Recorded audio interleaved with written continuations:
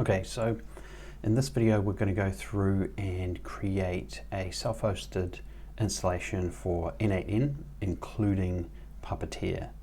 So for my hosting, there are so many different options. The one I have chosen is Hostinger. I've been using them for a few years now.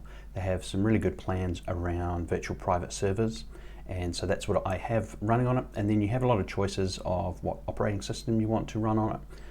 And they also have ones that come with panels, and so I've been through and tested pretty much all of these ones, and I quite liked Cloudron the most.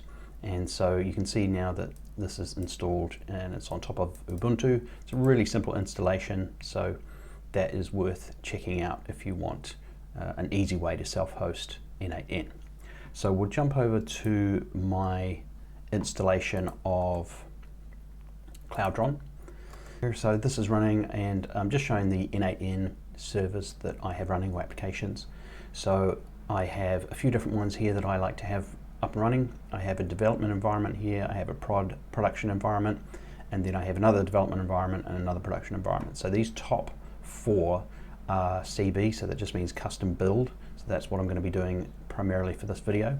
These two are ones that you can just install via the App Store through Cloudron, so super easy to install. So once you have this Cloudron application up and running, panel, then you can install one of these really simply just by going to the App Store and just selecting n8n and then hitting install and choosing the domain you want it installed to, and you'll be up and running within a few minutes. So it's as simple as that. So the downside of that is that you don't have things like Puppeteer and Code Nodes, which is what this video is about.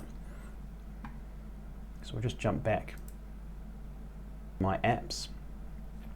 And so the reason I have quite a few different ones here, I have certainly the development environment is pretty self-explanatory. I have a custom build development environment and a standard build one, and then I have production servers where once I finish working on a workflow, that's where the workflows live. And then I have a couple of others. One is a showcase one, which I use for when I'm recording videos, just so that it's a totally separated environment. And then I also like to have this staging server, so when n8n comes out with a new release, then I upgrade this one first just to test it and make sure it works. The nice thing about these two down here, because they are installed through the App Store, they will automatically be kept up to date via Cloudron. So that's it for Cloudron. Let's get started with exploring the the other thing actually I need to mention is Docker Desktop. So because I'm running on Windows, I need to use Docker Desktop. This is where we're going to create the image that then we can upload and install onto Cloudron. So you download Docker Desktop, you install that, you need to create an account, and so my account name here is Docker Expanse. Yours will be whatever yours is, and so this is what we're going to use as we carry on. So I'll just jump back to what I need now. Oh no, actually, so we'll go straight to the two windows, jump back to Docker. So you can see I've already got my image here that's version 1.83.2, and that corresponds to this folder here. And so we're going to go and just actually build from scratch a new one today. So let's just grab the command for that. We'll get things started. So the first thing we're going to do, and this is just PowerShell window, so just start up PowerShell, just go to your start menu, start typing in PowerShell, start it as run as an administrator, so you've got full rights to it. And actually before we do that, we do need to change to that repositories folder. So just create a folder that's called repositories, or whatever you want to call it, somewhere on your computer. C drive is the most obvious. Then the first line we're going to do, or first command we're going to do, is just to git clone. So this is actually going and grabbing Cloudron's own version of n8n, so that we use their own version. They keep that up to date pretty regularly, and so this is what we're going to be installing back onto Cloudron, which is exactly the same as the one you install through the panel, but this is one that we're going to make some tweaks to some of the files before we upload it. So I don't want to create it, if we have this additional bit there taken off, then it will just create a folder called n8n-app. But if we specify this at the end, we can call the folder whatever we want. So I'll just call it demo. So I'll hit enter. It'll only take a few seconds, and it's just going to take a copy of that application. So now we've got the n8n demo over here. we can go into it and we can see we've got quite a few files listed there. Okay, so we're going to edit some of these files. So the first one we're going to edit is Cloudron Manifest. So I have JSON files set to be open with Notepad on my computer. So I can just double click it, and there's actually nothing we need to edit in this file, but I do like to actually edit this one. I do recommend it. At the moment, this corresponds to the amount of memory that it's going to get. So it's going to depend depending on the plan that you have purchased and depending on how many applications you're running, you may be happy with this being set at. This is 512 megabytes is what it comes out as. Generally, I change mine by default to be 2 gigabytes so that they are 2 gigabytes big, and so that's this number here. If we just chop it up into chunks, it's 2.147.483.648, so that's going to correspond to 2 gigabytes. So that's the only thing I edit in there. Everything else can stay exactly as it is, so I'll just save that. The next one, I'm just going to drag and drop Dockerfile. This one I have to change quite a bit, so you can kind of go through and work out what bits you do or don't need, but I'm just going to paste in the one that I know does work. It's got the same base for Cloudron. This is a big chunk that is different, and so this is trying to grab all of the libraries that Puppeteer is going to need to use, and then also Google Chrome and Node.js, and then just a couple of things it needs like the Puppeteer executable path. And while we're at it, we do need to create a package folder. So just pkg, because it doesn't get created by default, so we'll create that. So we'll save that one. And then the next file is environment, the environment template. And for this one, I think there's only one line that we need to edit in this one. So this is this line here. At the moment it's commented out, that's what this hash space means, so that it's not going to be taken into account. So we're going to remove that because we do want this line. And we're also going to add a comma and then the word Puppeteer at the end. So that's all we're going to do for that one. And then the last file is Start.sh. Before I come to that, actually, just take a copy and put it into that pkg folder that we just created. So that's that env.sh.template. Just put a copy of that in the pkg folder. And then the last one is Start.sh. So I have Visual Studio Code or VS Code installed on my computer, so it will open in that. And we do want to do that. If you don't have it installed, I do recommend you actually put it on. It's really helpful for editing these files, especially because it color codes the information in them. So the only thing I'm going to change, I think, in here is I'm going to add an X on the end of this, so we just get some more verbose logging. Everything else, I believe, stays pretty much the same. Yeah. So we'll leave everything else the same, and we'll just hit save on that one. Now, one thing that is a really critical thing, and it can really be annoying that if you don't do it, is down the bottom right here we've got the end of line sequence, and because I'm on Windows, generally it is the CRLF, and you can see on Windows Notepad here it says Windows CRLF, so that's carriage return line feed. But this is going to be uploaded to Cloudron. It's going to be running on a server that is Linux, which is Unix based, and so what we need to do is in VS Code, this is the easiest way I found to do it, there's probably other ways. In the VS Code you can click the CRLF down the bottom here, and then you can change that to LF, which is just line feed, and then we can save that one.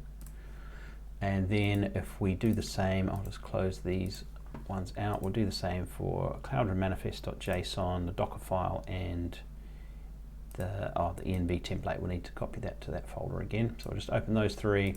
So we'll just do the same thing, click on it, click to change it to line feed, save that, click on it, change it to line feed. This is important as part of the installation. It needs to have these line feed endings, and save that one. Okay, and close that one. Now I'm just going to copy that back to the pkg folder, because now that we've changed the line endings, and if I close VS Code, if I open up, say, that template one over here, just a notepad again, now we can see it says Unix LF. So make sure all of those 4 files all have that done. You can see the Cloudron Manifest is Unix LF and Dockerfile, Dockerfile, Unix LF. So those files are all ready. So now we're going to jump back to PowerShell. First thing we're going to do is change into that folder that we just created. So For this one it's called n8n-demo. Yours may have a different name. And I'm going to go and grab the next command. So this command is going to call on Docker, so that's Docker desktop, which is in the background here. And we're going to do a build command, and I've got the nocation there. It doesn't matter because this is the first time we're building it, so there won't be anything cached, but often there's some problem with the build that you'll then need to go and fix and go back and you want to run this command again, so I just add it in there because it doesn't hurt being there. The platform you want is Linux /AMD64, and then we've got -t, we've got Docker Expanse, so this is my username. Yours will be different depending on your account that you created. And then we've got the name of the package that or the image rather, that we're going to be packaging up. And then this last bit, let's just extend that out a bit so we can see it. This last bit here, it did say latest. Now this is just a tag, so you can see up here we've got a tag. So I tagged that one with the version number of n8n. I prefer to do it that way so that we know exactly what's in that package. It's that version. So for this one, it's not going to be latest. We're going to call it demo so that we know what it is. And then we've got this push at the end, which just means we don't have to include a separate push command later. So it's just going to do it. So I'm going to hit enter on that. That's going to take a few minutes, probably for this first build about 10 minutes on my machine. It may take longer, it may be shorter on yours. While that is going on in the background, we're going to jump back over to our Cloudron interface, and I'm going to go up to the top here. So in the top right there, we want to go down to settings. Now in here you have down the bottom this private Docker registry. So generally for you, if once you've installed this, it'll just be set to disabled, and that just means it's going to use the standard Cloudron registry. So any applications, it's going to be able to just update them as and when they need to be updated. That's great. But for us, because we're installing this particular image through Docker, we're going to need to change this to Docker Hub, and then we're going to need the server address, we're going to need username and password and token. So these are all available in your Docker account. So you need to fill that out, and this will enable us to do the next step once the image has finished being built, to actually install it on Cloudron. For mine, I've created an n8n workflow which will go through and use the Cloudron API to actually set this, and then I can update my n8n instances, and then I use another or the same workflow, and it just resets it back to the disabled status again, just so I don't have to go and copy and paste those in each time. So we'll go and so I'll just do that, and then we'll check in for when the image has been built, and I'll pick up from there again in a moment. Okay, so I've just run my workflow, so it should have updated. If I just jump back to settings, yep, so we can see I've got my server address now, and I've got my username, and my API token will be in there as well. Now we'll just see where we're up to for the build of the image. Just jump back over there. We're about halfway through, done 10 or 13 tasks. All right, so I'll just skip ahead to the end, and we can pick it up from there. Okay, so it's just about to finish up, and this pushing of layers comes from that final push command in the last tag. So we did that all without errors, which is always nice. So now that is all pushed, and we can see in the background, if I just bring these down a little bit, you can see we've now got this new image called demo with that tag that we added, and it was just updated a couple of minutes ago. So we are now ready. We've plugged in the details into the private Docker registry in Cloudron. That's all set up. We can now install the new application of n8n. So the first thing you would do is log into Cloudron. So if you just do Cloudron, and it'll give you all of the commands. You just want to use the login one in order to log into your Cloudron, and you just need the IP address and then your username and password for that. And the command we're going to use once you're logged into it is Cloudron install, and then we need a -- image, and we want the username up here. We're just going to copy this name up here, and then at the end we're going to do the whichever tag we want to focus on. So it's not latest, it's going to be demo, that's the one we want. If I hit enter now, it'll then prompt me for where I want to install it, so what subdomain or domain. And we can specify that if we just do a -- location. So for this one we'll just call this n8n-demo.automate anythingacademy.com. So that should be good to go. So we'll hit enter on that. So that will now be talking to Cloudron, and it's starting to install it. Okay, so now that's installing. We'll just jump over back over to Cloudron, and we can see that's installing there now, the demo that we're installing from that image. So that'll take 2-3 minutes depending on your plan that you have purchased and the speed at which it's going to go, how many other applications you've got running. So then we'll just pause it and we'll jump back in again when that's finished. Okay, so now we can see that it has finished installing. So this one here, we can just grab the URL and we'll jump over to this window here and we'll paste that in. Now, as the first visit to this, it's going to prompt me to create an account. So I'll just do that. Okay, so I've signed in there, and now here we are, and we have our n8n instance up and running. So we'll jump over to community nodes, and we want to install a community node, and the one we're talking about is n8n-nodes-puppeteer. So we'll install that one. It's going to take a little bit of time. Okay, we can see the package is now installed, so we'll jump back here, create a workflow. Okay, so now that we've got the environment set up, we've got the community Puppeteer node in, we can just test it to make sure it's going to work in a code node. So we'll just add a manual trigger in a code node here, and I'll just paste in some code that I know is going to work. So we'll just test that step. It's going to create an image for us. We'll download that image and open it up.